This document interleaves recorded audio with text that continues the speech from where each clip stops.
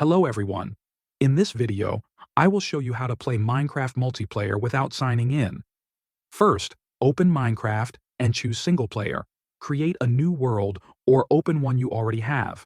Once the world is loaded, press the escape key on your keyboard. Then click on Open to LAN. Now choose your settings. You can turn cheats on or off and pick the game mode you want, such as survival or creative. When you are ready, click Start LAN World. Minecraft will show a message saying that a local game has started. You will also see a number called a port number. Keep this window open.